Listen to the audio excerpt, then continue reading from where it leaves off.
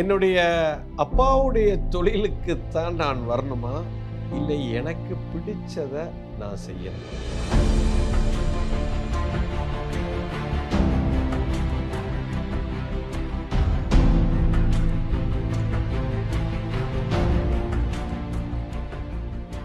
அதாவது அப்பாவுடைய தொழில், அப்பாவுடைய கர்மா.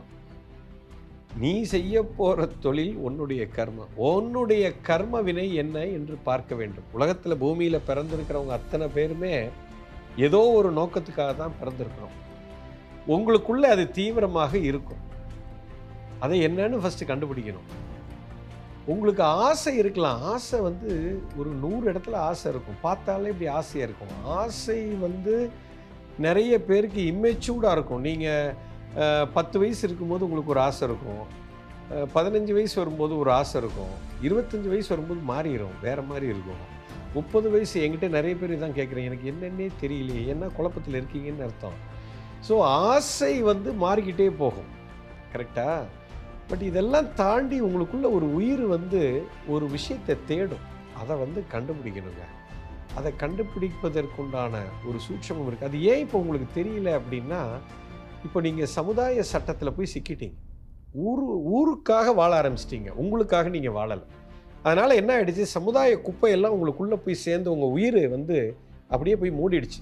அப்போ உண்மையான அந்த நோக்கம் உங்கள் கண்ணுக்கு தெரியாமல் போய்விட்டது. இதை எப்படி அறிந்து கொள்வது, இதை எப்படி தெரிஞ்சுக்கிறது, அந்த குப்பையெல்லாம் நகர்த்திட்டு எப்படி உள்ளே சென்று எனக்குள்ளே என்ன இருக்குது அப்படிங்கிறத எப்படி பார்க்கறது, இது எல்லாமே ரொம்ப அற்புதமான ஒரு டெக்னிக்கை வச்சு தாரணை என்ற ஒரு நிகழ்ச்சியின் மூலியமாக இதை புரிய வைக்க முடியும். அந்த நிகழ்ச்சி உலகம் பூரா நடத்துகிறோம். அதுக்கு வாங்க, உங்களுக்குள்ளே இருக்கிற மூலம் என்னன்னு உங்களுக்கு புரியும். அதுவும் உங்கள் அப்பாவோட தொழிலும் ஒத்து போச்சுன்னா உங்கள் அப்பாவோட தொழிலை தாராளமாக செய்யலாம்.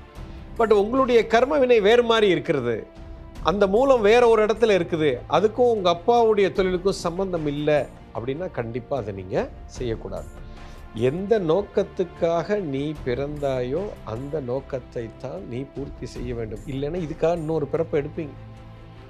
ரெண்டாவது, இதை மறுபடியும் பிறப்பீங்க, மறுபடியும் இது முதலேருந்து ஓடும். இது பெரிய பிரச்சனை. அடுத்தது, உங்கள் அப்பாவுக்கு செஞ்சிட்டு இருந்த தொழில் அவருக்கு ரொம்ப பிடிச்சமான தொழிலாக இருக்கும். அவர் ரொம்ப ஆனந்தமாக அதை செய்வார். நீங்கள் அதை போய் செய்ய போனீங்கன்னா உங்களுக்கு நரகமாக இருக்குது அப்படின்னா கட்டாயம் அதை செய்யக்கூடாது. எந்த தகப்பனாரும் அதை அவங்களுக்கு திணிக்கவும் கூடாது. இது ரொம்ப முக்கியமான விஷயம். You understand? ஸோ நீங்கள் ஆசைப்படுறது கரெக்டானு ஃபஸ்ட்டு செக் பண்ணிக்கணும். ஏன்னா ஆசை மாறிக்கிட்டே இருக்குது. அங்கேயும் தவறு நடக்க வாய்ப்பு இருக்கிறது. புரிஞ்சிருக்கும்னு நினைக்கிறேன்.